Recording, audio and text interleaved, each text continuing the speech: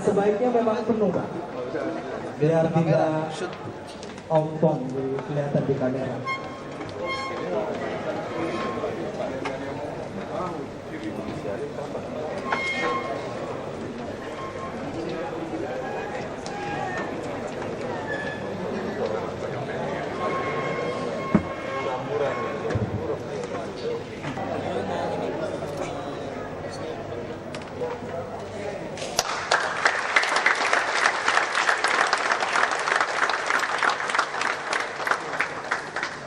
Baiklah, yang terhormat Bapak Gubernur DKI Jakarta Bapak Joko Widodo, yang terhormat Kepala Kejaksaan Tinggi DKI Bapak Susi, yang terhormat juga Ketua DPRD DKI Jakarta, dan juga Wakapolda sekaligus mewakili Kapolda Metro Jaya, dan juga Pak Azimat Yazra selaku mewakili akademisi.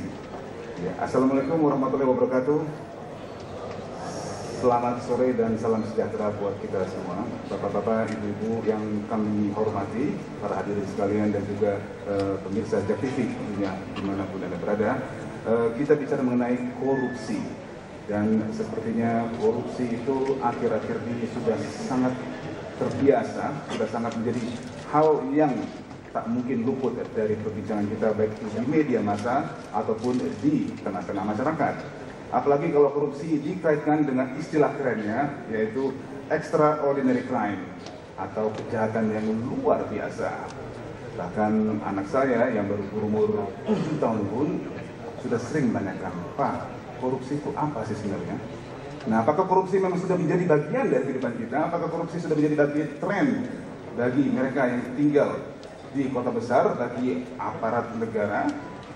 Nah, Anda ingat korupsi, teman-teman juga harus ingat bahwa pemberantasan korupsi juga sudah luar biasa dilakukan. Ada 3 aparat negara penegak hukum yang kerja keras luar biasa mencoba memberantas korupsi. Pertama, KPK. Kedua, Kejaksaan. Ketiga, kepolisian. Nah, penyakitnya korupsi itu sudah merasuk ke dalam sendi-sendi kehidupan masyarakat, di mana tentunya korupsi itu jelas merusak kehidupan masyarakat itu sendiri, jelas memperparah pembangunan, meniadakan semua kesejahteraan yang sudah di-set, yang sudah di-standar untuk masyarakat itu sendiri.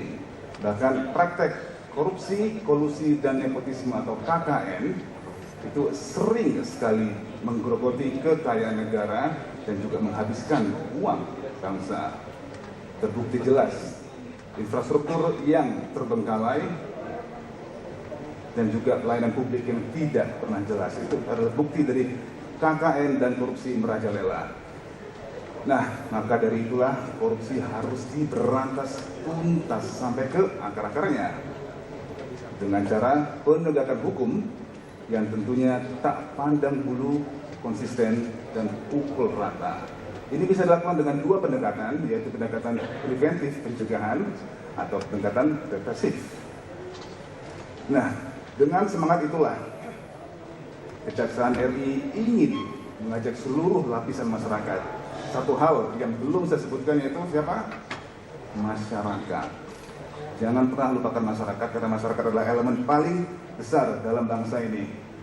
Nah, kalau tadi kita sudah bicara pemberantasan korupsi dilakukan oleh 3 aparat, nah bagaimana dengan masyarakat sendiri? Apakah masyarakat bisa diajak untuk sadar hukum? Apakah masyarakat bisa diajak untuk tahu yang mana yang korupsi, mana yang tidak? Apakah masyarakat bisa diajarkan bahwa, inilah kehidupan yang sebenarnya, inilah etos yang baik dalam hidup, inilah lifestyle yang betul-betul baik, inilah kultur. Dan ingat, korupsi bukanlah tren, korupsi bukanlah budaya. Sering sekali saya melihat tulisan-tulisan bahwa korupsi adalah budaya lain. Nah, mungkin hal itu yang harus kita garis bawahi. Hal-hal seperti itu yang kita harus angkat budi luhur dan kita bedakan bahwa korupsi itu adalah jauh perilaku yang tidak diinginkan untuk membangun bangsa. Nah, dengan semangat itulah akhirnya Kejaksaan RI ingin mengajak masyarakat untuk memberantas korupsi. Dengan tema kali ini adalah untuk melakukan dialog seperti kita lakukan saat ini, adalah untuk membentuk satu jaringan masyarakat anti korupsi, anti KKN 2013. Tepuk tangan dulu untuk Kejaksaan ini.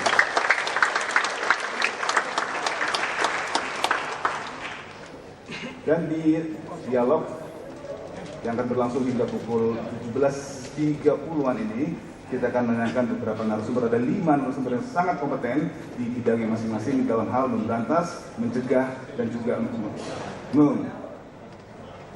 menyiasati korupsi yang terjadi di mana-mana. Baik, para hadirin yang terhormat, pemirsa Ajak TV dimanapun Anda berada, saya Abdul Rashid.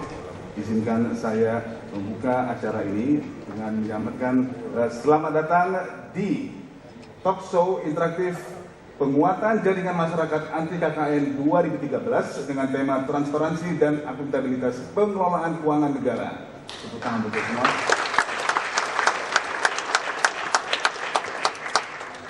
Saya ingin apresiasi dulu yang paling niat mungkin datang ke sini, yaitu seluruh peserta yang sudah datang sudah meramaikan acara ini, mungkin dari beberapa golongan, mewakili beberapa kalangan. Saya akan panggilkan satu persatu. Mohon tepuk tangan yang paling kuat. Tepuk tangan yang paling kuat bisa dapat buka puasa yang paling banyak mungkin. Oke, dari aparat Kejaksaan Tinggi DKI Jakarta, mohon tepuk tangan.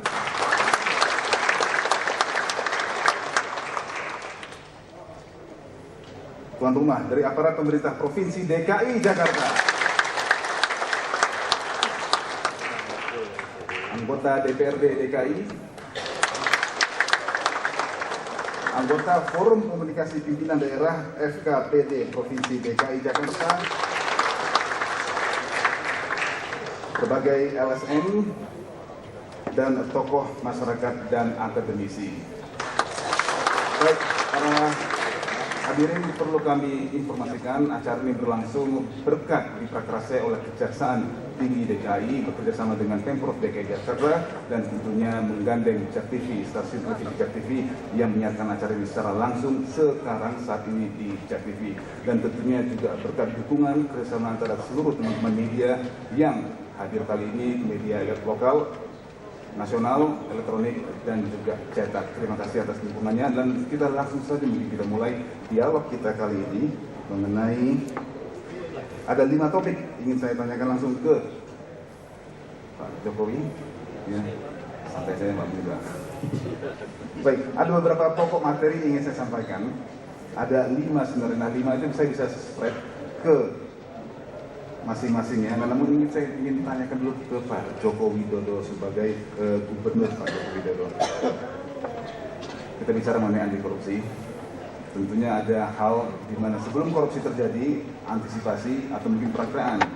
Nah, dalam menyusun anggaran atau mungkin APBD tepatnya ya.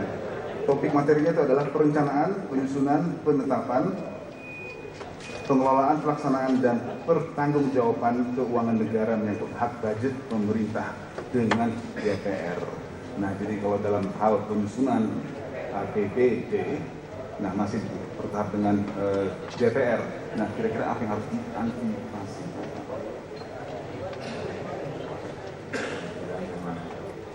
Kita perlu membangun sebuah nilai-nilai baru, membangun sebuah budaya baru agar setiap yang kita kerjakan ini terbuka, ada keterbukaan, ada transparansi. Kemudian yang kedua juga kita ini perlu membangun sebuah sistem. Kita perlu membenahi sistem yang sudah ada kalau itu memang harus diperbaiki. Saya kira dengan cara itu apa yang namanya ke arah korupsi itu bisa dicegah. Jadi dimulai dengan partisipasi masyarakat, baik di dalam perencanaan, kemudian sampai ke dalam penganggaran. Ini kalau masyarakat selalu ikut mengawal, mengawasi, kemudian sampai nanti setelah jadi APBD, ini juga masyarakat harus ikut mengawasi. Sehingga sekarang di Pemprov DKI Jakarta yang namanya APBD sudah kita buka secara total. Contohnya seperti ini, kita punya web, bisa dibuka di webnya di www.jakarta.go.id.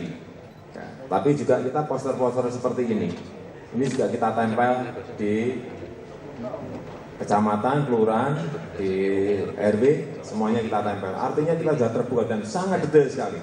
Bisa dilihat di sini kegiatannya apa, kegiatan programnya apa, volumenya ada, rupiahnya ada semuanya.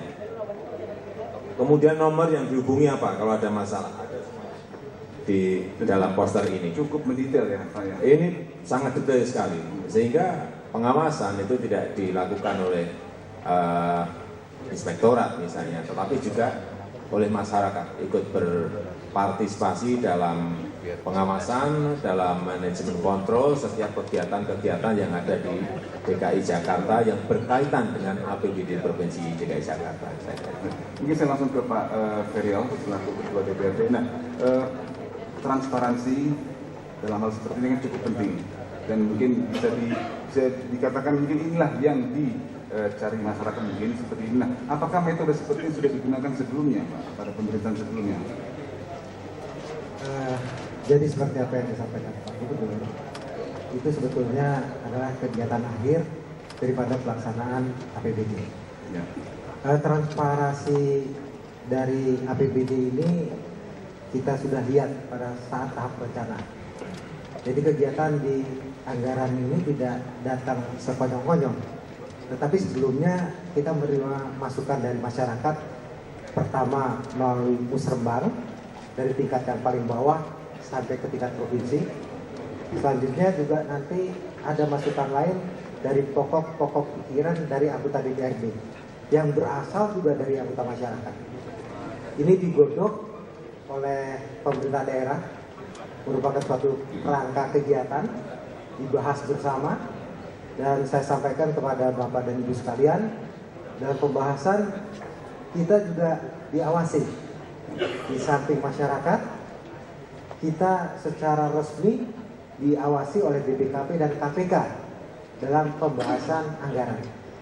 Dan selanjutnya kalau sudah jadi anggaran yang disampaikan Pak Gubernur tadi sudah jadi, nah dibuat poster seperti itu, ditayangkan siapapun bisa melihat.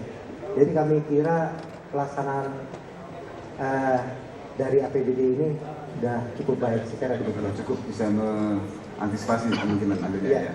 Oke, Prof. Azmardi, mungkin saya ditanyakan tadi, kalau tadi Pak Ferial mengatakan musrembang sudah dilaksanakan. Nah, ingin saya tanyakan dari masyarakat sendiri, apakah masyarakat itu memang sudah aware betul adanya program seperti ini, atau mungkin harus pendekatan apa yang harus bisa dilakukan untuk betul-betul meraih atensi perhatian masyarakat?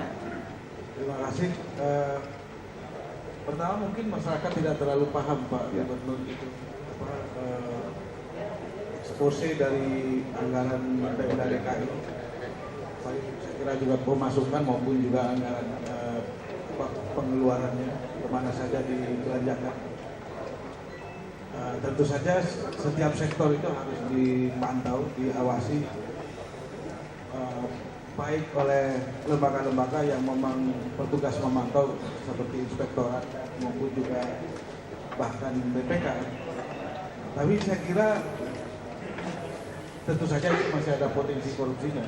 Tapi yang saya kira yang dihadapi oleh masyarakat sejauh menyangkut KKN ini itu adalah hal-hal yang sering terkait juga dengan sektor pelayanan publik. Pelayanan publik itu ya misalnya mengurus surat izin Pak Gubernur, atau bahkan mungkin juga mengurus hal-hal yang lain yang tertentu, mungkin macam-macam lah.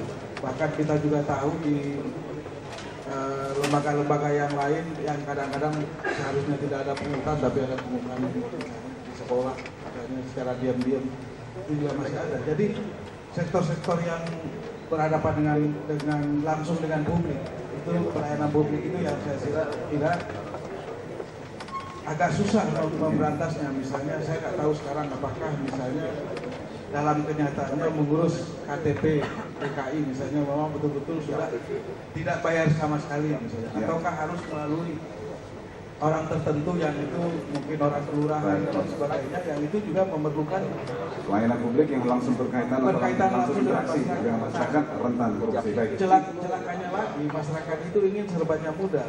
Misalnya sudah ini ada Pak Kapolda di sini, ada orang yang salah jalan misalnya, seperti tadi saya lihat di jalan ada ibu-ibu ditilang karena masuk ke busway itu ke selatan. Itu masyarakat kita juga ingin pintas, jalan pintas. Karena kalau Oke, Prof, tahan dulu. Semakin baik Prof. Ceritanya kita akan bahas nanti. Dan pemirsa ingin kami ingatkan, tadi salah satu cara untuk memberantas korupsi tentu dengan berbagai hukum. Namun salah satu alternatif yaitu juga untuk melihat, meninjau atau mungkin melihat kembali bagaimana sistem pengelolaan keuangan negara bisa dikerjakan lebih optimal tanpa adanya unsur korupsi di situ. Kita akan telitikan lagi lebih jauh lagi nanti sesaat lagi setelah pariwara yang satu ini dan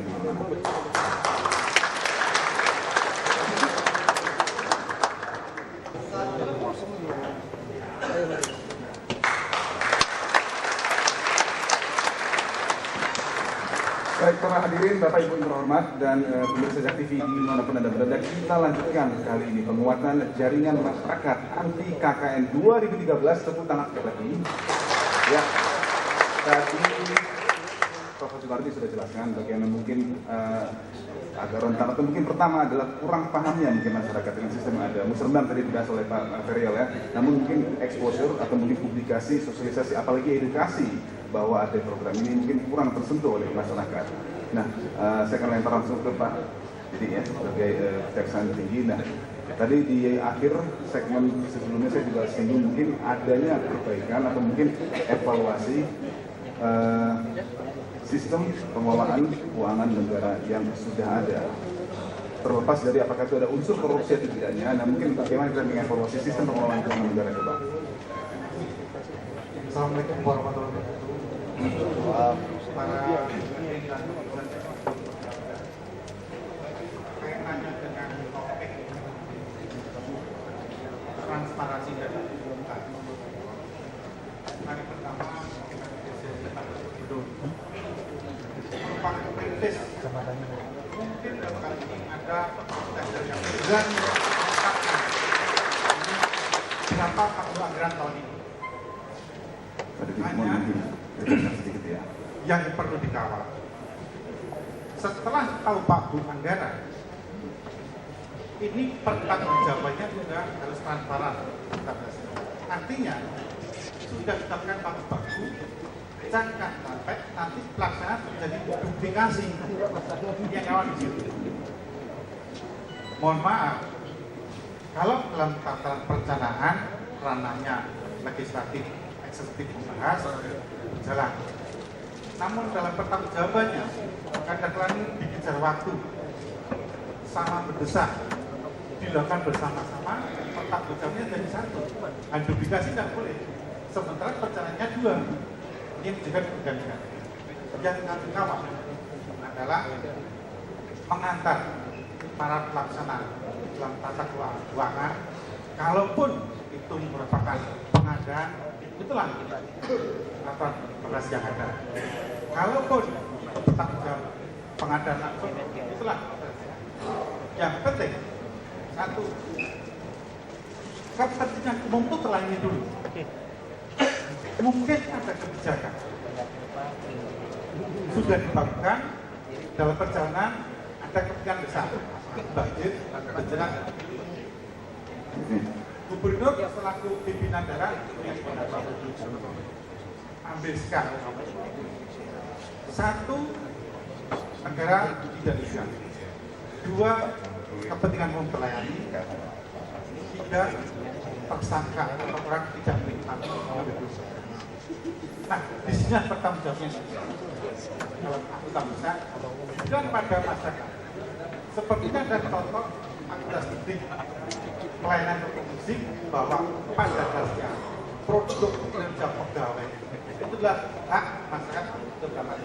Ya, itu tadi pertanyaan saya berikutnya sebenarnya Pak Didi. Gimana masyarakat bisa tahu apalah inilah hak masyarakat yang mengetahui akuntabilitas dan transparansi eksekutif dalam menjalankan operasional sehari-hari jika ada wewenang, kebijakan atau apapun yang dijalankan dalam operasional sehari-hari. Apakah ada patokan ini adalah kewajiban dari aparat negara untuk mentransparansikan semuanya, dan apakah ada batasan hak dari masyarakat atau warga untuk mengetahuinya sejauh apa? Ada.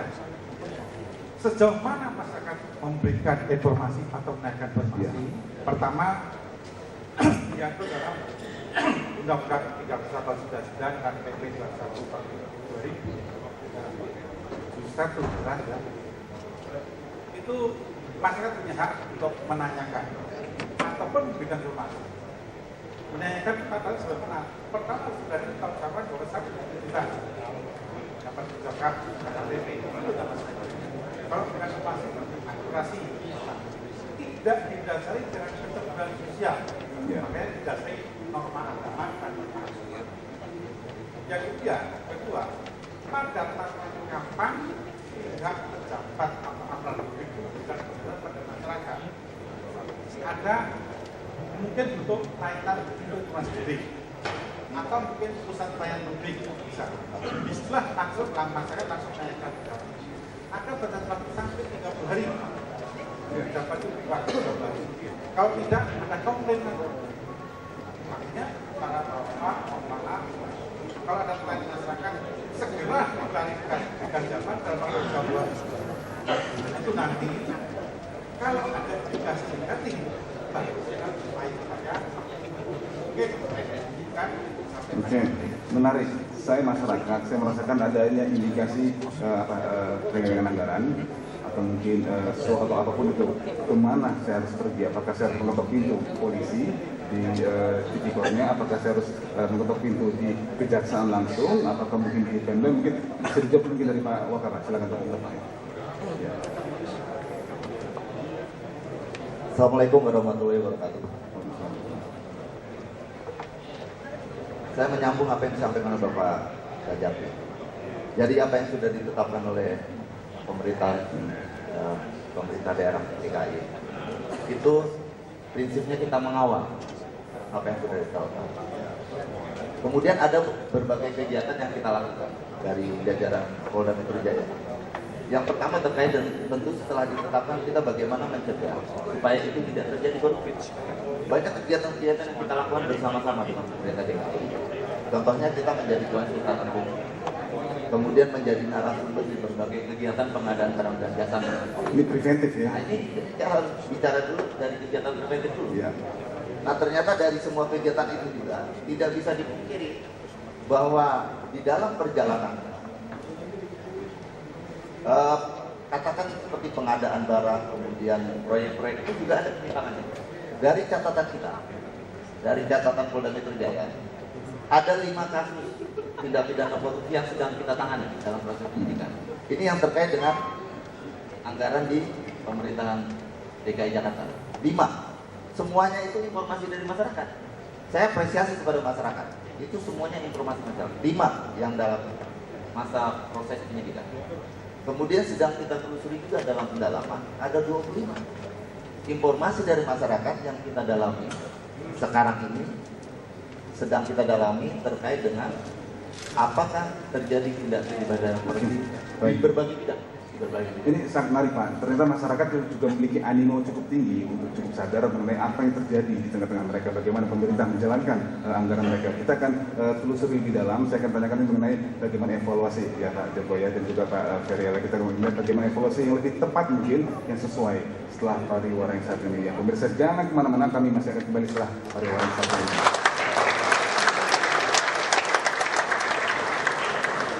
Baik, terima kasih hadirin dan pemirsa Jak TV. Kita masih membahas transparansi dan akuntabilitas pengelolaan keuangan negara. Kalau tadi kita sudah bahas dengan Pak Kapolda, ternyata memang ada kesadaran. Ya. Nah, namun ingin saya kaitkan tadi dengan apa yang disampaikan Pak Prof. Azmardi, mengatakan bahwa jika ini servis atau layanan publik itu yang langsung berinteraksi dengan masyarakat, itu resikonya lebih tinggi.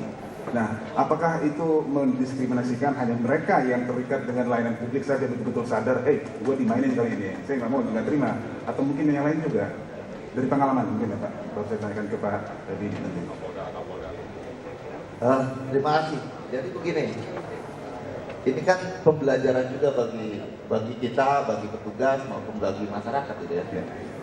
Seperti tadi disampaikan oleh Pak Profesor, ini kan ada semacam interaksi yang kadang-kadang nggak bisa dihindari.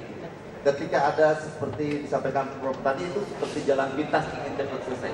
Sebetulnya kalau masyarakat tidak memberikan juga nggak akan terjadi sebetulnya. Yang pertama, yang kedua kembali kepada moral, mental petugas itu juga sebetulnya. Tapi sekarang perlu kami sampaikan sekaligus membahas untuk jajaran Polda Metro Jaya begini Pak. Sebetulnya sejak apel pagi itu kita sudah bicara tentang bagaimana tidak korupsi. Ketika kita apel pagi, doa apel paginya sudah salah satunya adalah, ya Allah, jadikanlah kami abdi negara yang bebas dari korupsi dan itu mulai pagi. Jadi apel paginya sudah seperti itu, salah satu poinnya. Ini pembelajaran dari aspek moral. Kemudian yang kedua, kita juga ya ini bicara dari hati nurani juga. Kita pakai PIN. Kalau pakai dinas itu pakai PIN di sini, pelayanan prima, anti KKN, anti kekerasan. Itu salah satu. Itu dari aspek moralnya kita bangun seperti itu. Nah, kita juga ingin bantuan masyarakat. Kalau masyarakat tidak memaksa untuk seperti itu, juga kita akan tidak lakukan itu. Nah, oleh karena itu kita bangun anggotanya, petugasnya kita bangun moralnya bagaimana supaya tidak menerima, dan masyarakat juga kita inginnya seperti sama seperti itu. Saya akan tanyakan ke Pak Didi tadi bagaimana moral masyarakat sekarang yang akan kita tutup, Pak. Tapi sebentar dulu saya akan lempar ke floor dulu. Kita kasih kesempatan buat para peserta. Mungkin ada yang memiliki pertanyaan langsung. Saya beri waktu mungkin sebentar. Ya, Bapak Ibu, ada yang ingin bertanya mungkin.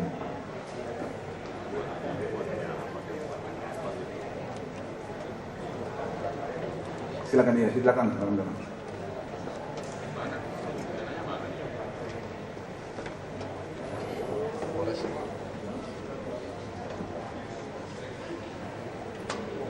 Assalamualaikum warahmatullahi wabarakatuh.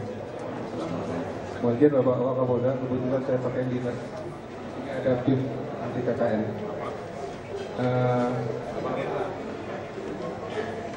Saya selaku Kasat Bimas Polres Metro Jakarta Pusat. Dalam sehari-hari saya selalu ikuti jejak Pak Jokowi, belusukan dari masyarakat ke masyarakat. Yang sering saya sampaikan itu yang tidak pernah lepas adalah persoalan hukum dan moral. Berkaitan dengan hukum ini endingnya adalah pembuktian. Ketika banyak orang yang korupsi, seolah-olah hanya karena berorientasinya kepada hukum semata. Maka ketika orang berorientasi kepada hukum semata, seakan-akan boleh mencuri asal tidak ketahuan, boleh korupsi selama tidak ada bukti. Maka saya lebih menekankan kepada masyarakat, mari kita sama-sama perbaiki moral kita, termasuk kami kepolisian sebagai penegak hukum. Andai kan kami tidak bermoral, pasti juga rusak hukum ini. Saya kira memang moral lah yang paling penting bagi kita untuk memperbaiki bangsa ini. Terima kasih. Ya, terima kasih Pak. Baik, pertanyaan mungkin. Dari itu mungkin lebih ke kesan ya. Mungkin ada satu pertanyaan. Satu, ya. Pak Asraf, ya. Jiban, Pak Asraf.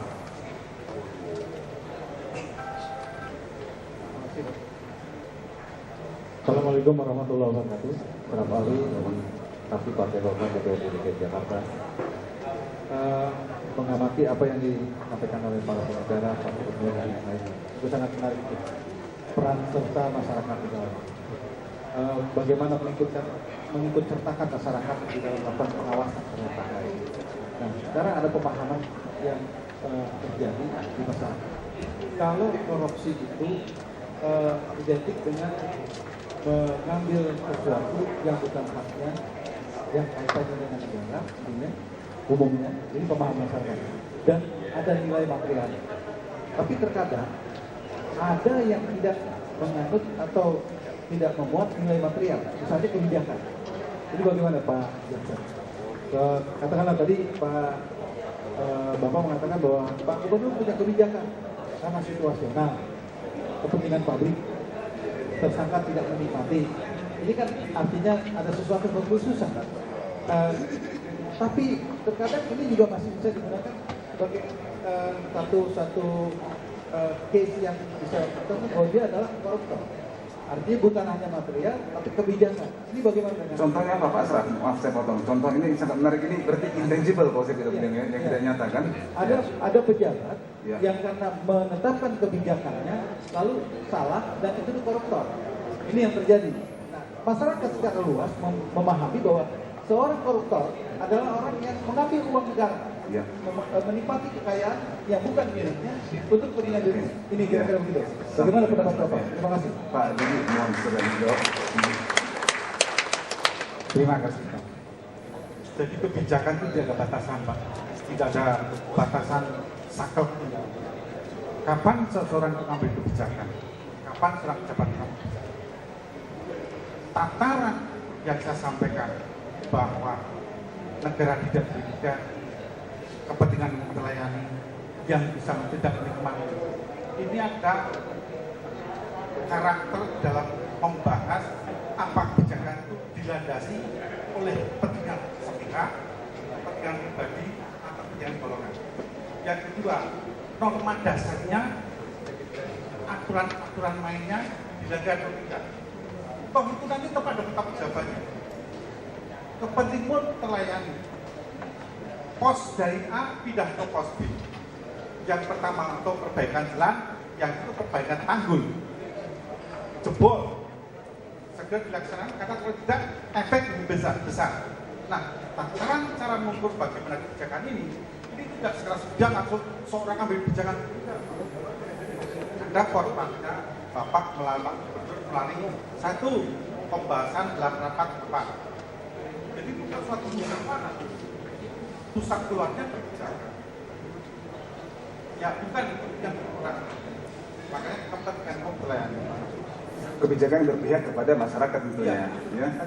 Baik, tadi kita akan break sebentar. Kita masih akan tanyakan lagi ke Pak Joko tadi mengenai bagaimana evaluasi yang sesuai dan tepat. Kita akan break sebentar. Pemirsa, jangan kemana-mana. Kami masih akan kembali setelah bagaimana satu ini.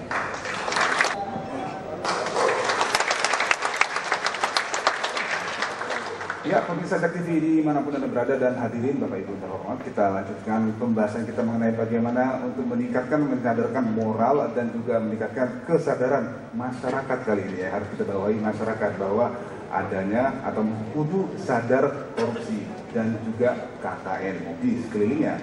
Baik, kita sudah bahas beberapa aspek tadi. Saya ingin tanyakan ke Pak Joko sebagai pemimpin. Tentunya ada melihat bagaimana suatu dinas beroperasi, membangun suatu infrastruktur, dan kemungkinan Anda melihat, oke, ini ada indikasi ketidakberesan. Saya langsung ambil contoh mungkin kalau saya boleh Pak Joko ya, Casablanca, jalan layang nontol, ya kan? Nah, soalnya kan saya tinggal di Tebet, Pak. Jadi saya merasa salah dirugikan, kenapa itu jalan kok gak jadi juga. Nah, kira-kira indikasi sejauh apa ya Pak Joko lihat, oke, ini harus dihentikan sampai ada betul-betul transparansi yang jelas di mata Pak Joko sebagai gubernur? Ya, karena yang pertama itu memang sebuah ruas jalan nontol yang memang diperlukan masyarakat. Tetapi dalam prakteknya kan tidak semudah yang kita bayangkan. Jadi memang itu direncanakan selesai itu akhir tahun 2012. Tetapi kenyataannya kan tidak jadi, sehingga diundur pun juga tidak jadi, sehingga diundur lagi. Tapi tingkat kesulitan di lapangan memang yang kita lihat memang luar biasa sulitnya. Artinya sudah pekerjaannya sulit, proyek itu dikerjakan di tengah kota dan harus mengatur waktu, tidak setiap saat dia bisa bekerja, pekerjaannya malam dari jam sekian sampai jam sekian. Sehingga tersebut itu membatasi kontraktornya untuk mengerjakan 24 jam, sehingga hitungannya meleset dan mundur. Tetapi kenapa kemarin kita hentikan supaya bisa kita pastikan apakah ini bisa dilanjutkan ataukah harus dilelangkan lagi. Kalau dilelangkan lagi, kalau yang menang beda orang kan ini menyangkut sebuah konstruksi kan, sehingga ini juga diperlukan sebuah kebijakan. Dan kemarin setelah rapat kita putuskan dilanjutkan dengan catatan memang harus segera diselesaikan pada akhir Juli, harus rampung. Tetapi kenyataannya lagi-lagi memang belum selesai, sehingga dikalkulasi lagi, oke, diperpanjang lagi. Tetapi dengan catatan tentu saja ini ada aturan mainnya, misalnya dikenakan denda dan yang lain-lainnya itu nanti urusannya ada di dinas. Tetapi bahwa jalan ini harus segera diselesaikan dan harus selesai sesuai dengan aturan yang ada, kontrak yang ada itu memang harus diikuti. Baik, Pak Ferrell, saya ingin tanyakan apakah ada toleransi di mana tingginya kebutuhan atau mendesaknya kebutuhan masyarakat terhadap sesuatu, konstruksi atau bangunan atau apapun, dan namun mungkin bisa terhambat karena mungkin adanya indikasi korupsi lah kita bilang. Nah, apakah ada titik tengah bisa dipertemukan situ atau mungkin mutlak tidak boleh menurut Pak Didi tadi? Kalau kita kaitkan dengan jalan layang non-tol Kasablanka, kalau menurut kami itu murni masalah teknis. Masalah teknis. Jadi si pelaksana tidak bisa melaksanakan tepat waktu karena masalah teknis. Kita tidak melihat adanya unsur korupsi di sini. Kira-kira seperti itu. Jadi tidak bisa misalnya jalan layang non-tol tidak selesai tepat pada waktunya, ini ada unsur korupsi dan sebagainya. Saya kira tidak. Kenapa? Karena pengawasan dari dinas yang terkait itu cukup ketat. Dan selanjutnya yang bersangkutan pun itu dihadapkan dengan kalau dia tidak melaksanakan sesuatu kegiatan tidak akan dibayar. Jadi intinya saya kira kalau seperti contoh jalan layang non-tol tentunya itu bukan suatu tindak korupsi. Ya, baik. Kita bicara mengenai moral, Pak, ya, dan juga kesadaran masyarakat. Saya ingin tanyakan ke Prof. sekarang, Prof. Nardi, sebelum saya akan ke Pak Didi. Bagaimana moral masyarakat atau mungkin kesadaran masyarakat cenderung lebih ke hal-hal yang dia langsung berinteraksi seperti yang Anda katakan tadi. Nah, contohnya Pantura, sekarang dibahas hadis mengenai bagaimana Pantura proyek paling lama segala macam. Karena masyarakat yang selalu menggunakan dan interaksi dengan fasilitas tersebut. Nah, bagaimana mungkin dengan korupsi yang lebih besar seperti illegal lobbying contohnya, atau mungkin kasus korupsi yang melibatkan beberapa partai contohnya. Nah, akses pengetahuan masyarakat terhadap korupsi hanyalah mungkin melalui media. Kalaupun itu dia tidak terkena langsung seperti Pantura tadi. Nah, sekarang pertanyaan saya adalah bagaimana untuk betul-betul meningkatkan awareness atau kesadaran masyarakat bahwa korupsi itu bukan hanya bisa terjadi atau bukan hanya yang buruk terhadap mereka, tapi juga terhadap golongan lain. Sebetulnya kalau yang tadi saya kemukakan korupsi yang melibatkan pelayanan publik tadi soal mengurus izin, bangunan dan macam-macam, itu sebetulnya remeh-temeh ya. Itu sebetulnya ya kecil-kecilan lah sebetulnya. Tapi korupsi yang lebih besar itu justru adalah pada APBD ataupun pada APBN, pada proyek-proyek yang besar seperti itu justru sering terjadi dan kita lihat. Dan saya kira pada tingkat masyarakat sebenarnya lebih mudah menumbuhkan kesadaran, dan seperti tadi dibilang oleh Pak Wakapolda, ada 5 kasus itu yang sedang diselidiki itu adalah laporan dari masyarakat. Jadi sebenarnya kesadaran masyarakat itu ada. Jadi menurut saya kunci yang paling penting dalam pemberantasan korupsi sekarang ini adalah reformasi birokrasi. Ini yang Reformasi birokrasi. Birokrasinya harus disederhanakan, harus dipangkas, Pak Gubernur. Jadi orang nggak susah lagi berurusan seperti tadi itu kalau dulu kan kita tahu di DKI ini kita nggak tahu dapat info misalnya sebuah jalan mau dibangun itu susah mendapatkannya. Sehingga akhirnya terjadi spekulasi tanah, begitu kan, harganya jadi naik. Jadi itu info mengenai di mana mau dibangun. Misalnya tadi saya lihat dari daftar yang mau dibangun itu misalnya Jakarta International Performing Arts. Misalnya. Wah, saya bilang ini dahsyat sekali nih bagi Jakarta bikin pusat kesenian. Saya bilang nanti satu waktu Pak Jokowi ini bisa bikin semacam Broadway di Jakarta. Itu kita butuhkan. Jadi di dalam proyek-proyek seperti itulah ada kemungkinan seperti itu. Nah, ini yang pertama. Yang kedua saya kira adalah hukum yang tegas. Jadi siapapun pelaku korupsi itu harus ditindak tanpa ampun. Dan kalau perlu dimiskinkan. Kalau perlu disuruh melakukan social service. Misalnya membersihkan stasiun Gambir. Ya betul, itu berlaku di negeri di mana-mana. Orang seperti pemain sepak bola saja misalnya, siapa itu Tevez misalnya, itu yang main di Manchester City, dia speeding. Harus melakukan pembersihan, pelayanan untuk membersihkan lingkungan tertentu selama 240 jam. sehingga kapok. Misalnya kalau di Jakarta ini kan sering nih, kalau apalagi akhir pekan misalnya tiba-tiba mobilnya itu Pak Gubernur itu menabrak itu air mancur di depan HI itu atau mungkin yang di depan BI sini. Jadi itu harus dipadukan hukuman yang keras tanpa ampun. Kalau perlu dimiskinkan atau mungkin dilihat mana harta yang diperoleh sebelum dia menjabat posisi tertentu dan mana yang kira-kira terindikasi harta itu diperoleh setelah menjabat ataupun menduduki posisi tertentu. Saya kira nggak ada jalan lain karena tanpa itu nggak akan kapok. Kita lihat dari ke hari korupsi ini makin merajalela dan itu memberikan contoh yang tidak baik kepada masyarakat. Korupsi karena ini. Ada 3 hal tadi saya ingat ya. Pertama tadi reformasi birokrasi. Yang kedua adalah penegakan hukum yang tegas tentunya. Kita akan dalami itu setelah pariwara satu ini. Saya akan tanyakan ke Pak Joko ini. Saya ingat sekali pertanyaan saya sebelum Pak Joko menjabat jadi gubernur pada saat ini Pak. Yaitu salah satunya adalah reformasi birokrasi. Nah, apakah ini terkait dengan ini juga atau mungkin hanya terkait dengan birokrasi yang akan dihadapi pada saat itu. Nah, tentu saja kemana-mana kami tentu masih akan kembali setelah pariwara yang satu ini.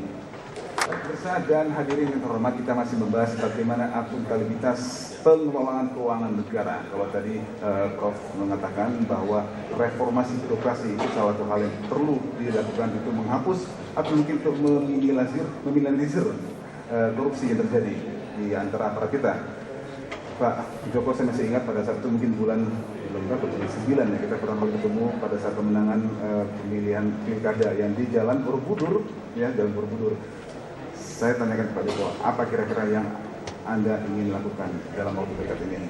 Yang saya paling ingat adalah salah satunya tentunya untuk reformasi birokrasi. Nah, di kesempatan ini Pak Joko, saya ingin tanyakan, apakah yang Pak Joko maksud pada satu reformasi birokrasi yang memang untuk berubah seluruh birokrasi operasionalnya, atau mungkin juga untuk mengantisipasi indikasi adanya terjadi korupsi lebih luas? Ya, tadi di depan sudah saya sampaikan, harus dibangun sebuah sistem.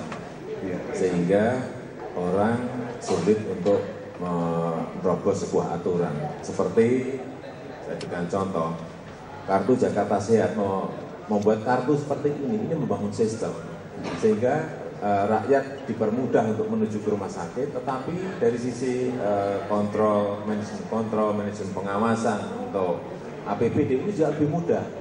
Siapa yang pegang ini? Berapa banyak yang sudah pegang ini? Dan perkaliannya berapa sehingga ketemu sebuah angka tertentu. Ini membangun sistem. Juga kartu Jakarta Pintar seperti ini membangun sistem. Ya tidak yang menganggarkan, tapi sistemnya harus dibangun. Sehingga ketemu Jakarta Pintar seperti ini. Semuanya memang harus dibangun dengan cara-cara sistem IT. Juga kita sudah mulai Januari yang lalu, pajak online. Pajak kota, pajak restoran, pajak parkir, pajak tempat hiburan, online. Itu juga membangun sistem sehingga tidak ketemu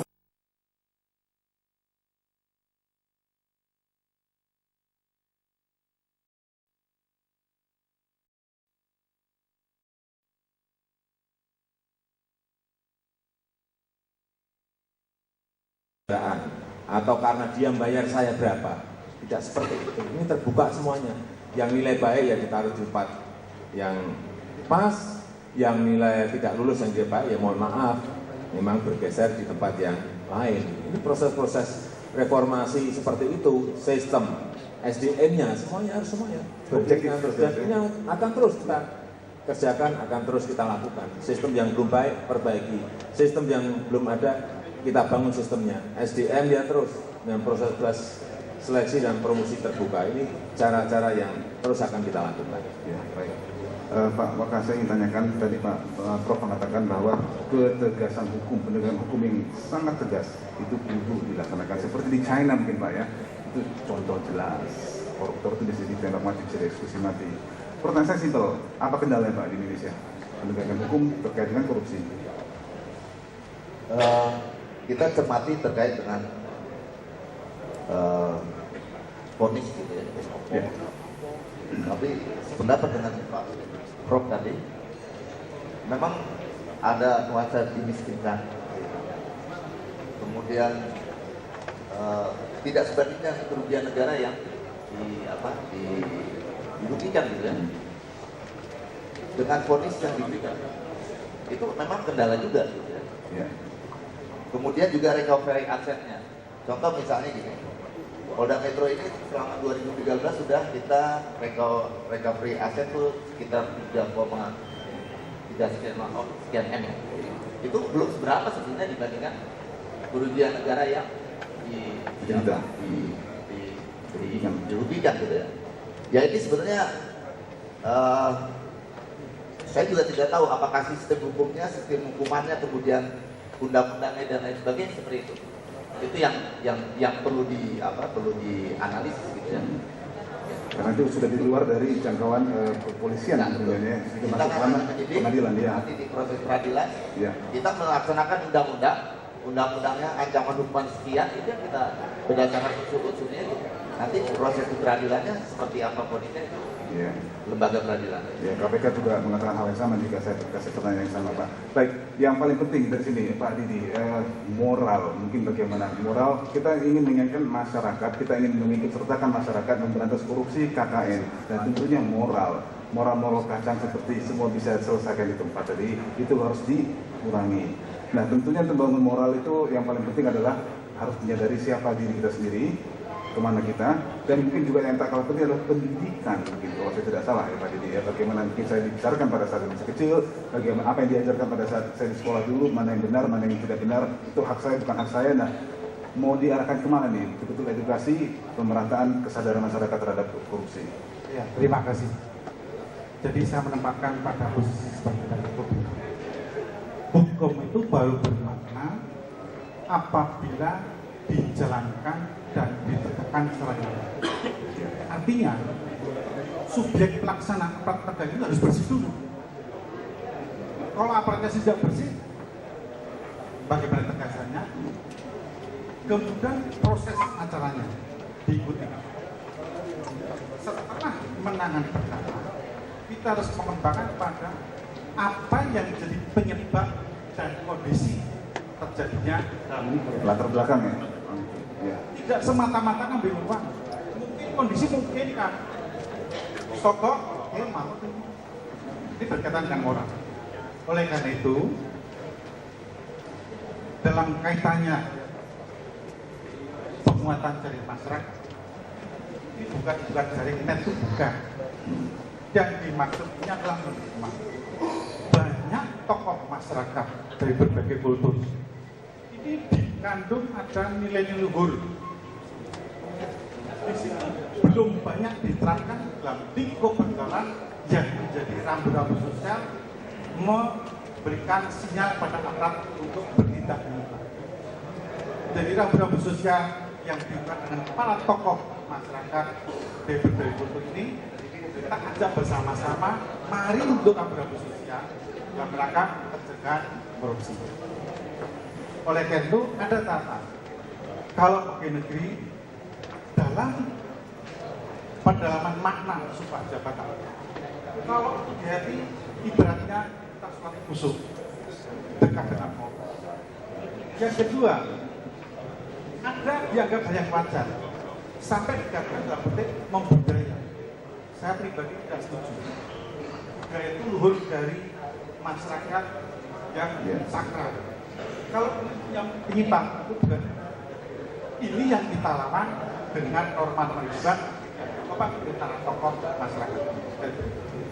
Yang ketiga adalah kemauan kita yang kuat, komitmen bersama antara masyarakat secara bergandengan. Yang keempat adalah peran masyarakat membentuk rambu-rambu sosial. Ini sangat menarik Pak Didi, kalau saya lihat latar belakang kejaksaan tentunya adalah penegak hukum, badan penegak hukum aparat negara.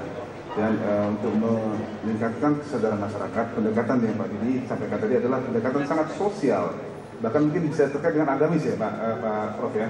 Nah, mungkin bagaimana bisa, saya belum tahu, saya belum dapat gambaran ya, kira-kira persepsi masyarakat adanya pendekatan sosial yang dilakukan oleh kejaksaan untuk kesadaran adanya korupsi. Nah itu berarti mungkin harus melibatkan banyak pendidik mungkin, atau mungkin terjun ke sekolah-sekolah.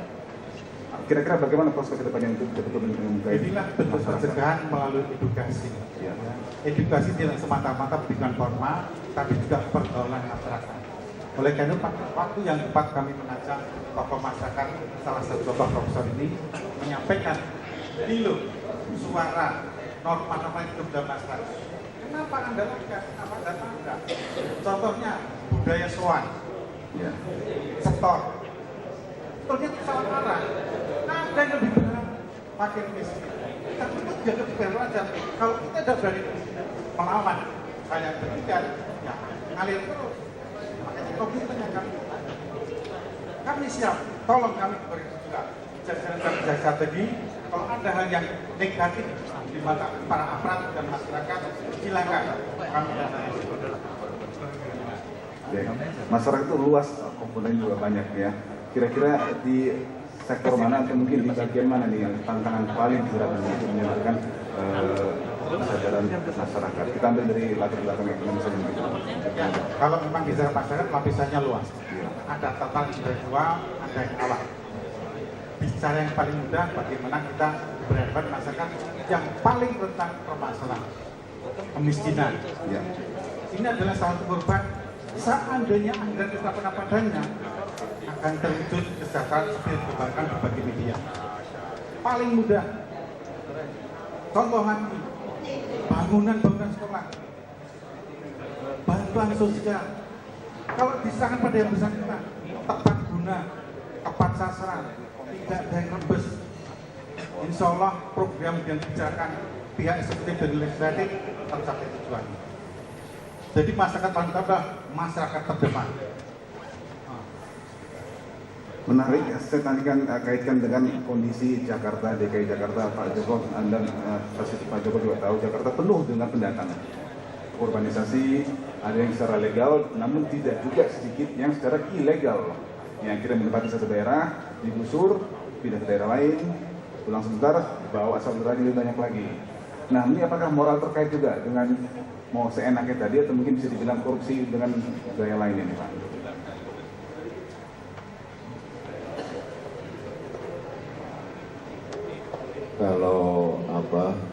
Kalau masalah urbanisasi kan memang juga karena di daerah memang tidak ada pekerjaan, karena investasi semuanya menuju di kota, sehingga saya kira ini tugas pemerintah pusat untuk mendorong investasi itu menuju ke daerah, sehingga kalau daerah ada investasi, ada pekerjaan, nggak akan ke Jakarta. Memang tidak gampang menyetop urbanisasi yang ke Jakarta. Apa mau dibuat pagar, diberi pintu, kan nggak mungkin. Saya kira sangat sulit kalau kita melakukan itu. Dipakai operasi justisi juga sulit, ya. Bertahun-tahun juga tidak kelihatan hasilnya. Saya kira sekali lagi bahwa membangun sebuah nilai-nilai baru, membangun sebuah nilai-nilai budaya yang baik, kemudian membangun sebuah sistem ini adalah merupakan hal yang wajib kita kerjakan dalam rangka pencegahan adanya korupsi. Ya, dan juga mungkin sensitif karena mungkin urbanisasi yang tinggi mungkin tidak terkendali, potensi untuk dijadikan lahan bagi oknum, mungkin Pak, itu harus sangat diperhatikan di operasional sehari-hari. Ya, saya kira tidak sampai ke sana lah, tidak sampai ke sana. Oke. Saya lempar ke floor sekarang, mungkin ada bapak-bapak ibu-ibu yang ingin bertanyakan langsung. Ada Pak Gubernur, ada Pak Wakapolda, ada Pak Ketua DPRD, ada Pak Kajati, dan nanti Pak Jumardi. Siap untuk menjawab pertanyaan apa saja Anda ingin tanyakan. Mumpung kita masih ada waktu, ya silakan. Di belakang, di depan.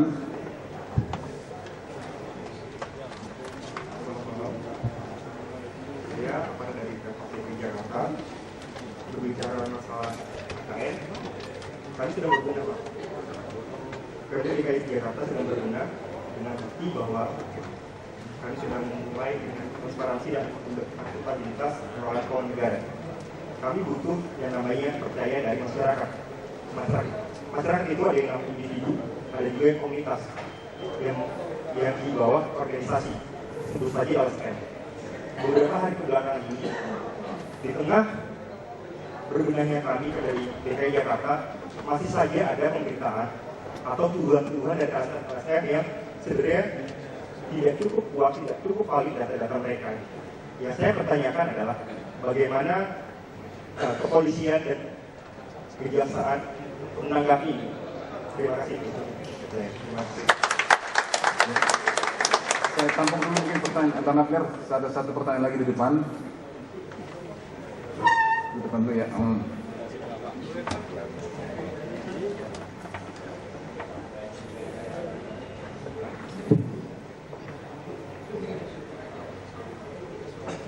Dengan singkat Pak ya, dengan singkat saya Pak, ada dua berarti.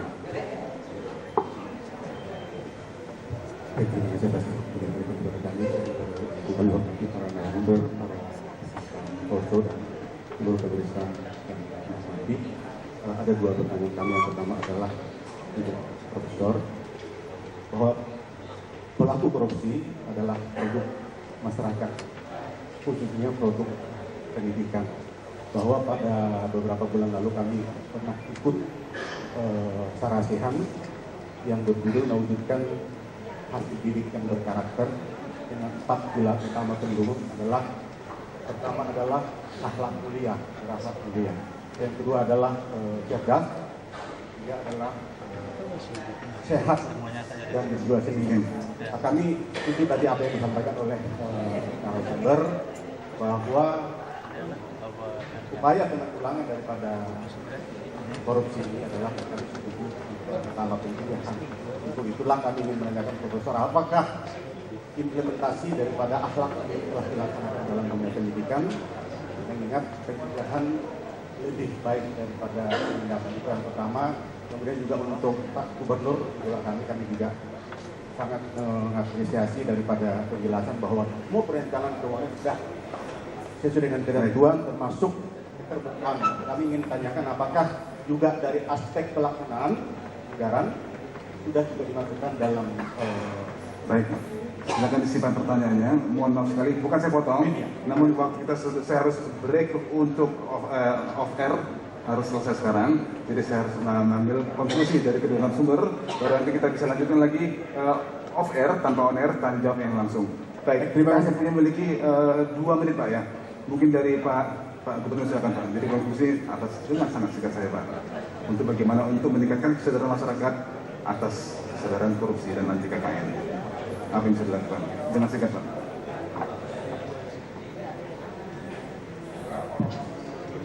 Masyarakat anti korupsi, nah bagaimana supaya betul-betul bisa menggiatkan masyarakat betul-betul sadar korupsi di sekelilingnya?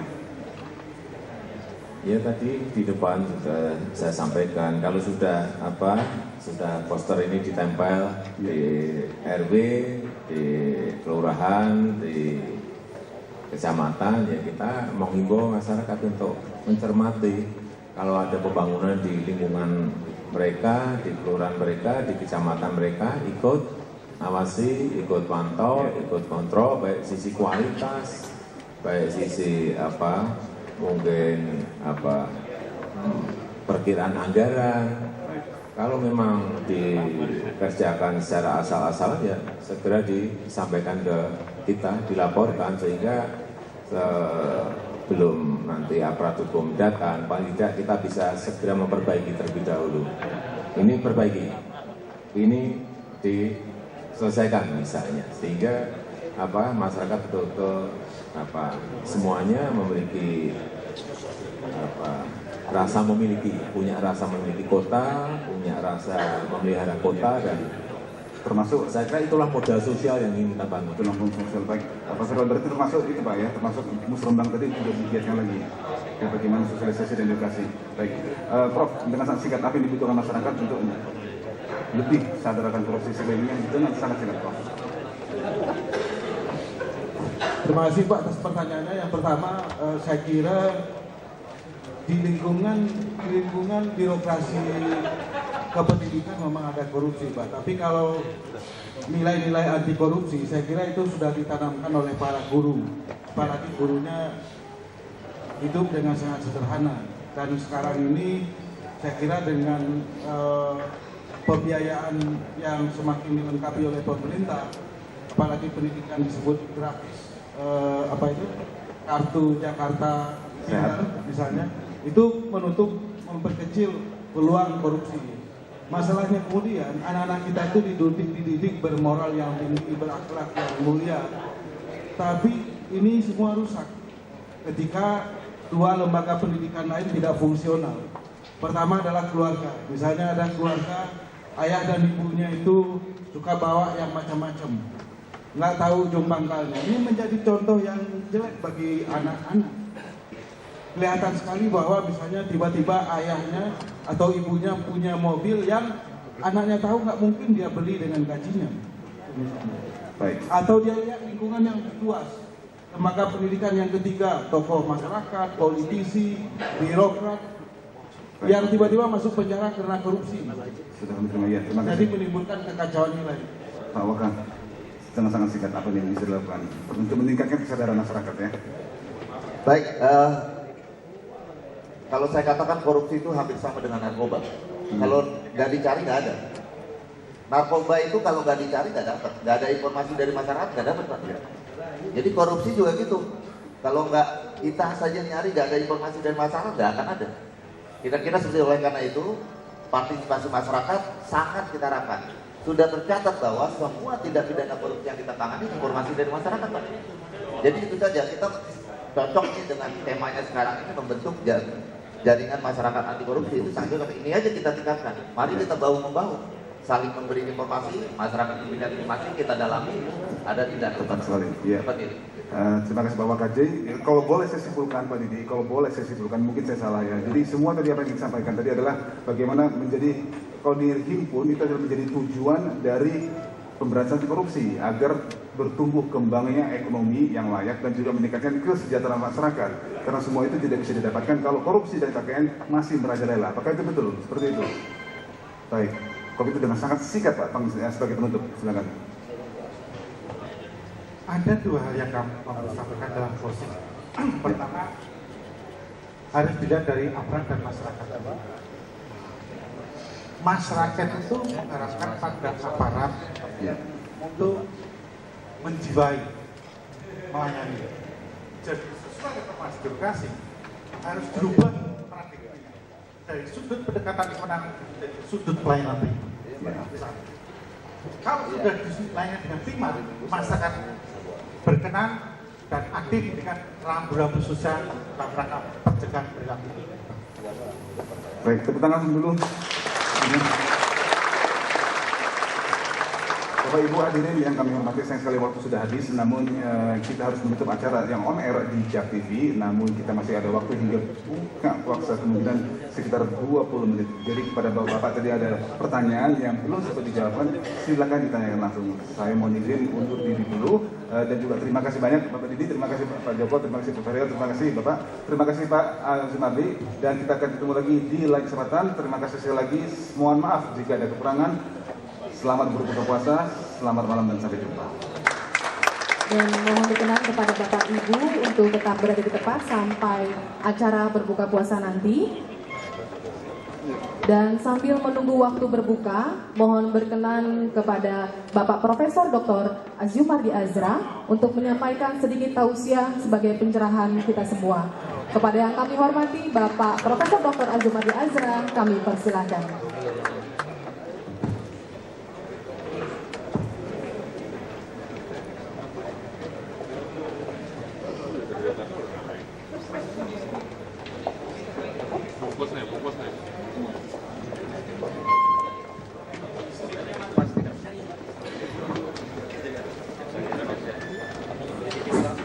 Bismillahirrahmanirrahim. Assalamualaikum warahmatullahi wabarakatuh. Alhamdulillah. Alhamdulillahilladzi arsala rasulahu bil huda wa dinil haqq liyudhhirahu 'ala dini kulli wa kafa billahi shahida. Shalla la ilaha illallah wahdahu la syarikalah wa asyhadu anna Muhammadan abduhu wa rasuluhu la nabiyya ba'dah. Qala Rasulullah sallallahu alaihi wasallam ar-rashi wal murtasi finnar. Para hadirin hadirat yang berbahagia, rahimakumullah, Pak Gubernur, Pak Ketua DPRD, Pak Kajati dan Bapak Wakapolda. Para hadirin hadirat yang berbahagia, Alhamdulillah, puji syukur kita diberikan kesehatan dan nikmat oleh Allah Subhanahu wa taala sehingga pada hari ini sudah memasuki hari ke-15 besok. Mudah-mudahan kita selalu dianugerahi kesehatan untuk menyelesaikan ibadah puasa ini, dan lebih penting lagi adalah mencapai tujuan dari puasa itu sendiri, yaitu la'allakum tattaqun. Apa itu? Takwa. Mudah-mudahan kamu sekalian bertakwa. Takwa itu apa? Takwa itu adalah orang yang terpelihara dirinya. Terpelihara dirinya dari cara berpikir, bertindak, berperilaku yang tidak sesuai dengan ajaran agama, ketentuan hukum, dan lain sebagainya. Dan tidak kurang pentingnya dalam konteks pembicaraan kita pada sore hari ini adalah bahwa ibadah puasa ini adalah ibadah pembentukan dan penguatan integritas. Integritas itu apa? Kalau dalam konteks Islam itu disebut dengan kafah, sempurna. Sebagai pribadi beragama, pribadi muslim atau pribadi yang memeluk agama lain itu sempurna. Kalau dalam Al-Quran disebut udkhulu fis-silmi kafah. Masuklah ke dalam Islam itu secara sempurna. Jadi menjadi muslim tidak hanya ketika sholat, tidak hanya ketika puasa, tapi juga ketika misalnya di kantor. Dia kalau dia menjadi seorang muslim, maka kemudian dia tahu bahwa Allah mengawasinya, bahwa di kiri kanannya ada malaikat yang mencatat perbuatan baik dan perbuatan buruknya. Kalau dia menyadari itu, maka dia terhindar dari perbuatan korupsi, tindakan-tindakan koruptif, tindakan-tindakan yang mungkin tidak adil kepada apakah bawahannya, kepada masyarakat, dan lain sebagainya. Ini saya kira tantangan kita pada masa bulan puasa dan pasca puasa nanti. Kalau misalnya kita tetap tidak mampu menahan diri, karena puasa itu sendiri itu artinya self restraint, menahan diri dari macam-macam, bahkan menahan diri dari yang halal sekalipun. Misalnya makan, minum, suami istri itu kan halal, tapi kita harus menahan. Kenapa? Karena hal-hal yang bersifat jasmaniah dan materialistik itulah yang sering menjerumuskan manusia kepada kesesatan. Hawa nafsu material tadi itu yang mendorong orang untuk melakukan korupsi. Korupsi itu apa? Yaitu mengambil aset publik, aset negara untuk kepentingan diri pribadi dan kelompok, atau mengambil kebijakan-kebijakan yang menguntungkan satu kelompok tertentu yang bersifat nepotistik. Itu termasuk dalam pengertian korupsi. Nah, orang yang melakukan latihan puasa dan insya Allah lulus menjadi orang yang takwa, itu pribadinya menjadi pribadi yang memiliki integritas. Di dalam berbagai kajian mengenai korupsi, mengenai pembatasan korupsi, salah satu faktor yang paling penting bagi pembatasan korupsi adalah integritas. Tadi yang dibilang oleh Pak Kajati tadi, saya kira penting sekali itu. Misalnya ada orang yang mau menyogok saya, tapi dia menolak. Karena dia memiliki integritas, tidak goyah integritasnya meskipun dikasih uang, dikasih berbagai macam gratifikasi. Karena kan sekarang gratifikasi itu macam-macam. Tapi dia menolak. Dan dia meskipun diiming-imingi dengan uang, tapi dia sudah merasa cukup, Pak Kajati, dengan gaji atau remunerasi yang dia terima, sudah cukup. Itulah sikap yang disebut di dalam Islam dengan sikap qanaah, yaitu cukup dengan apa yang sudah dianugerahkan, direzekikan oleh Allah kepada kita. Qanaah itu penting sekali. Kalau kita mendapat rezeki, sering-seringlah jangan terlalu melihat ke atas, lihat ke bawah. Bagaimana orang yang miskin, yang masih lebih susah daripada kita. Kita alhamdulillah sudah dapat gaji, dapat insentif, bekerjanya di ruang AC. Masa masih bergerak sedikit juga ada uang duduknya, uang SPPD-nya, masa masih mau mengambil lagi? Itulah yang kalau itu masih dilakukan juga, maka seperti yang kita lihat di negara kita sekarang ini, korupsi yang berlaku itu terutama adalah karena memang kerakusan. Corruption by greed, korupsi karena kerakusan. Jadi tidak pernah merasa cukup. Tiap rezeki yang diterima tidak pernah bersyukur. Padahal di dalam Al-Quran dikatakan la in syakartum la azidannakum. Sungguhnya kalau kamu bersyukur dengan rezeki yang sudah diberikan, maka Allah akan menambah. Tetapi walain kafartum inna azabi lasyadid. Tapi kalau Anda kufur nikmat itu apa? Udah dikasih tapi merasa nggak cukup juga, melakukan korupsi. Makanya ada sebuah lembaga di Jakarta ini, lembaga Ma'arif Institute, itu menerbitkan sebuah buku. Korupsi itu adalah kafir. Kafir itu apa maksudnya? Yaitu orang yang engkar, yang kufur nikmat, tidak bersyukur dengan nikmatnya, malah terus melakukan kerusakan. Karena apa? Karena perbuatan koruptif itu merusak ekonomi, melakukan distorsi di dalam birokrasi, menciptakan distorsi macam-macam. Meskipun dulu zaman Pak Harto dulu ada perdebatan yang panjang, apakah korupsi itu mengganggu, meningkatkan pembangunan atau menghalangi pembangunan. Ada ahli yang mengatakan korupsi itu memang diperlukan untuk mempercepat pembangunan. Itu mungkin teori yang sudah klasik yang lagi bisa kita pakai sekarang ini. Ya. Korupsi dalam apapun bentuknya pasti merusak pembangunan.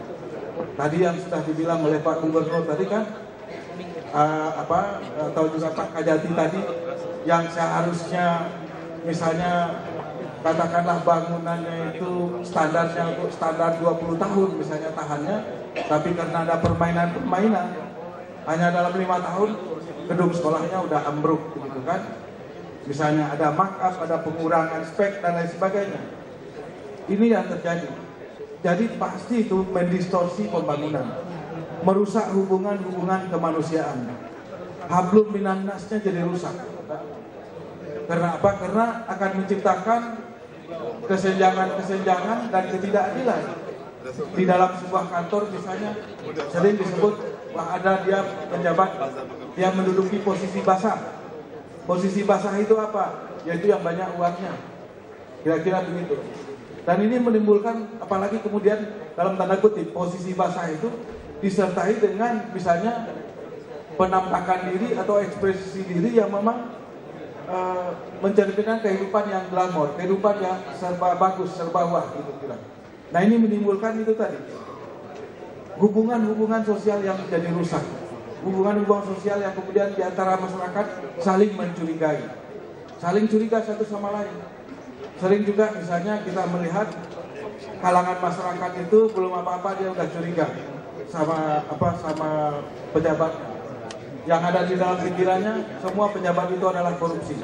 Padahal yang korupsi itu mungkin jauh lebih kecil, jauh lebih sedikit dibanding dengan mereka yang tidak korupsi. Tapi dalam sebagian pikiran masyarakat, wah ini korupsi. Artinya menghilangkan apa yang disebut dengan mutual trust, saling percaya. Saling percaya itu padahal itu penting. Seperti orang sering dikatakan orang bahwa trust itu adalah satu social capital yang sangat penting, satu modal sosial yang sangat penting di dalam memajukan sebuah masyarakat, di dalam memajukan sebuah negara bangsa. Tanpa ada social trust, maka kemudian kita tidak punya kapital sosial, social capital, modal yang penting bagi kehidupan sosial. Akibatnya apa? Kita tidak punya kohesi sosial. Masyarakat kita mudah gontok-gontokan karena saling curiga. Jadi memang korupsi, nepotisme menimbulkan kerusakan di dalam berbagai bidang. Termasuk tadi itu, saling curiga, mengikis social trust. Tidak ada lagi saling percaya di antara kita. Jadi oleh karena itu, saya kira ke depan tugas kita memang pertama-tama yang dikatakan oleh Pak Kajati, mulai dari diri kita sendiri tadi itu, perkuat moral kita, integritas kita. Karena sering juga orang nanya sama saya, Pak Kajati, ini korupsi ada di mana-mana. Dari mana kita mulai? Mulai dari diri sendiri.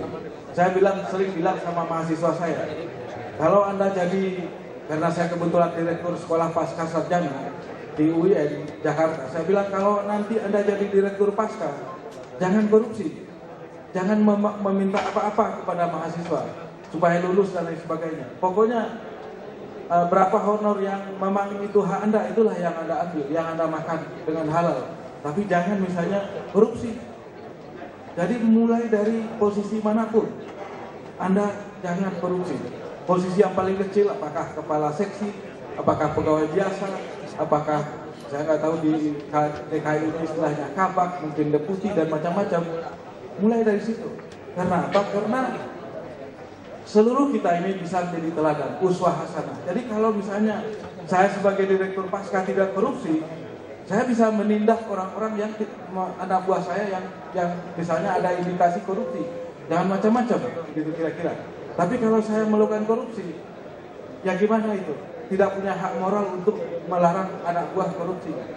Jadi lagi-lagi ini kembali kepada diri kita. Begitu kita ada dalam sebuah posisi apapun, maka kita berniat dan kita teguhkan diri kita untuk memelihara integritas, tidak tergoda untuk melakukan korupsi apa-apa. Demikian tausiah yang mungkin lebih dari 10 menit. Mohon maaf kalau ada kekurangan, karena udah waktunya mau berbuka puasa 1 menit 2 menit lagi. Mudah-mudahan kita selalu mendapatkan inayah dari Allah Subhanahu wa taala untuk memelihara integritas kita, terutama pada masa pasca puasa nanti dan sampai puasa yang akan datang, insya Allah kalau kita masih diberi panjang umur oleh Allah Subhanahu wa taala. Mohon maaf, billahi taufiq wal hidayah. Wassalamualaikum warahmatullahi wabarakatuh. Baik Bapak Ibu hadirin undangan yang kami hormati, selanjutnya sebagai ungkapan rasa syukur kita kehadirat Allah Subhanahu wa taala, Tuhan yang Maha Esa, marilah kita berdoa bersama yang akan dipimpin oleh Bapak Ashraf Ali. Kami persilahkan.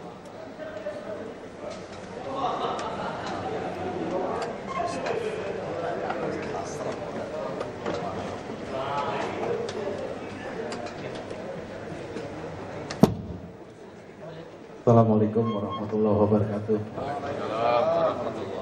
Saya ini bukan ustadz, tapi resikonya muka Golkar kayak gini, golongan turunan Arab. Jadi tanya baca doa terus. Mudah-mudahan doa yang kita pimpin, yang saya pimpin ini terima oleh Allah Subhanahu wa taala. Mari Bapak sekalian, setelah kita membicarakan hal yang berkaitan dengan bangsa dan negara, berkaitan dengan KKN di bulan Ramadan ini, insya Allah apa yang kita bicarakan mendapatkan hasil yang maksimal. Ala hadiyah wa li kulli natin salihah wa khairan Nabi Muhammad sallallahu alaihi wasallam. Al-Fatihah. A'udzubillahi minasyaitonir rajim. Bismillahirrahmanirrahim. Alhamdulillahirabbil alamin. Arrahmanir rahim. Maliki yaumiddin. Iyyaka na'budu wa iyyaka nasta'in. Ihdinas siratal mustaqim. Siratal ladzina an'amta 'alaihim ghairil maghdubi 'alaihim waladdallin. Bismillahirrahmanirrahim. Alhamdulillahirabbil alamin. Hamdan wa syukran kabira. Ya Rabbana lakal hamdu kama yanbaghi li jalali wajhika wa karim sultan. Allahumma shalli ala Muhammad wa ala ali Muhammad. Allahumma inna nas'aluka salamatan fid din wa afiyatan fil jasad wa ziyadatan fil ilmi wa barakatan fil rizqi wa taubatan qabla al-maut wa rahmatan minal maut wa maghfiratan ba'dal maut. Allahumma hafiz alaina fi sakaratul maut wa najatan minan nar wal khafar minal hisab. Rabbana hab lana min azwajina wa dhurriyyatina qurrata a'yun waj'alna lil muttaqina imama. Rabbana iftah bainana wa bainana qawmina bil haqqi wa anta khairul fatihin. Rabbana atina fid dunya hasanah wa fil akhirati hasanah wa qina adzabannar. Walhamdulillahirabbil alamin. Assalamualaikum warahmatullahi wabarakatuh. Demikianlah seluruh rangkaian acara kita pada hari ini. Atas perhatian dan kehadiran Bapak Ibu kami ucapkan terima kasih. Billahi taufiq wal hidayah.